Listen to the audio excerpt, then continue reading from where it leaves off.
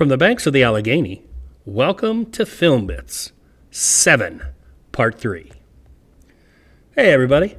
So when we left off, Detective Somerset had found the note and the word gluttony written in grease or whatever it is behind the refrigerator.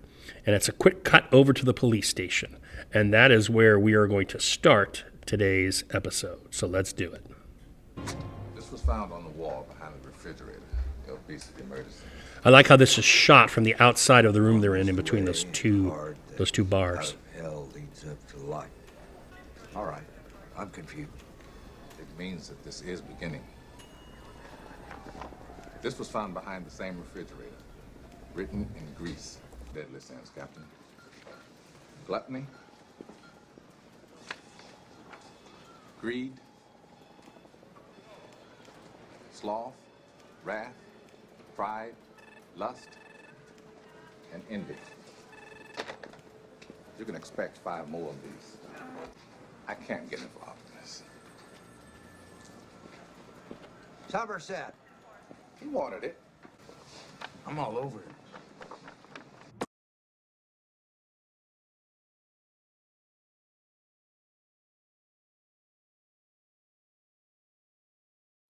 I can't get involved in this.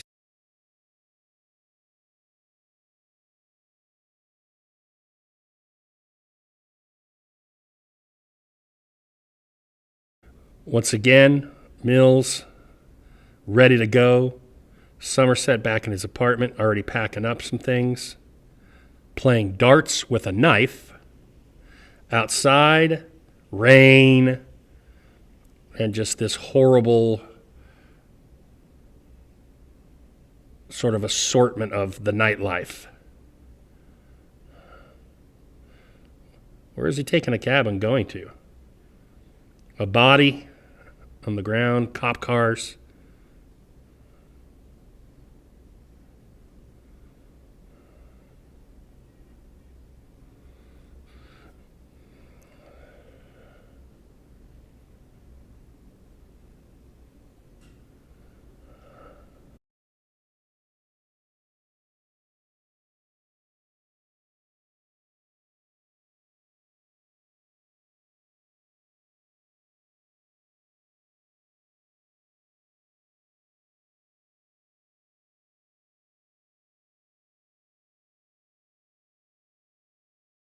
It's a great shot with all those bankers' lights, all that green light.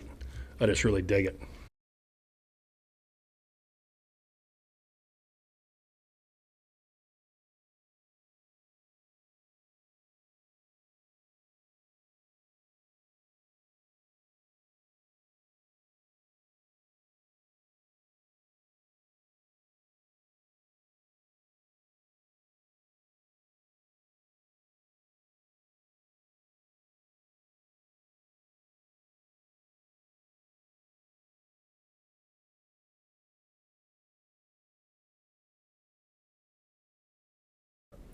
I guess if you are a night watchman at a library, there isn't a lot to do. You got to pass the time somehow. So this is going to be a montage of clips as we follow Somerset around as he gains some knowledge on the topic Chaucer and Canterbury Tales. Then a transition as we do the juxtaposition of Mills and Somerset's methodology, how they're working on this case.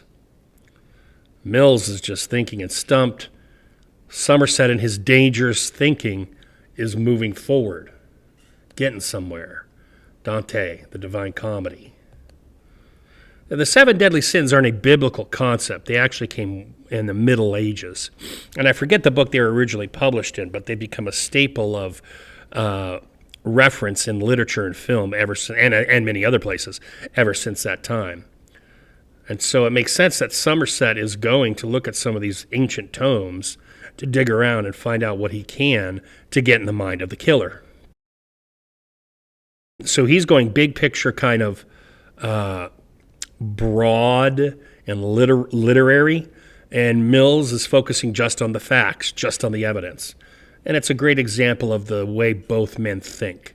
I think this is more an aspect of personality than experience, but experience does play into this. So he's doing all this for Mills because it's Mills's case. Even though he's not going to be involved, he's going to help Mills out. Probably because he's got a good read on Mills and knows that Mills isn't going to be doing the same work himself. An effective montage here. I like how we get the slow kind of 180 panning of Somerset at the desk intermingled with various images, him making copies. It does a lot of work for us to let us know the plot. And Mills, he's going to relax and try and study, but he's going to have a ball game in the background. Our hardworking security guards.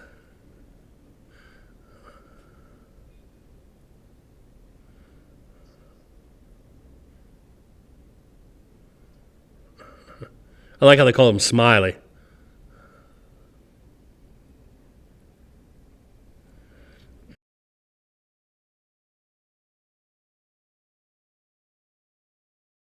So he's put all this little kit, if you will, together for Mills. And he's at the offices in the wee hours, drops it on his desk, and can now wash his hands of the case. He's done all he can to help his, in essence, replacement. And now we transition into Wednesday with the helicopter shot.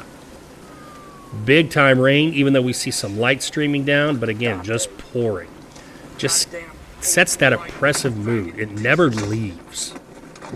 Imagine how we feel if it rains for like a week straight and hard, heavy rain. Ugh. And then that's what Fincher's doing here. Yeah. Good work, officer.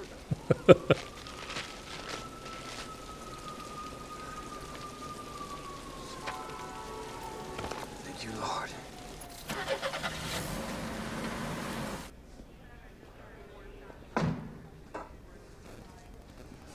Oh, sorry. Yeah, they went second. You got the delivery of some Cliff's Notes. All the things that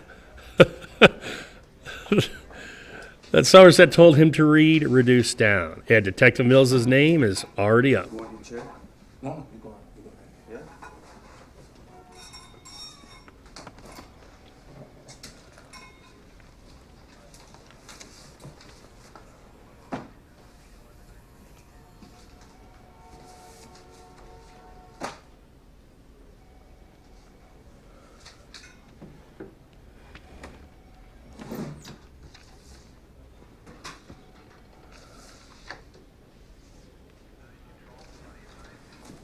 So they share a space, but they don't share a case.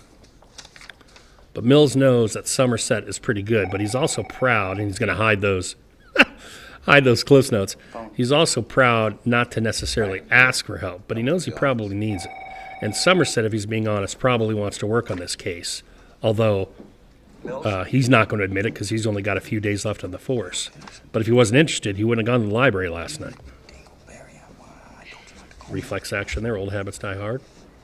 Yeah, why? Why? Why?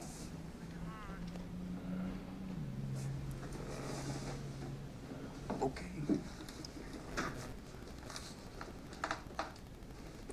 It's my wife. Sorry? She'd like to speak to you.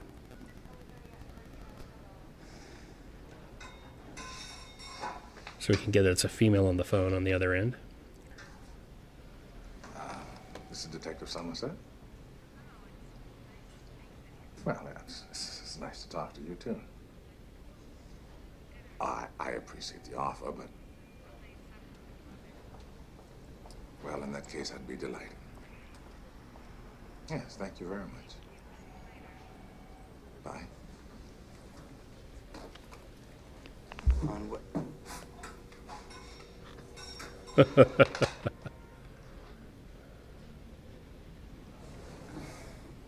Well? Sorry? What? Oh, I've been invited to a late supper at your apartment. I accept. My How's that? Tonight.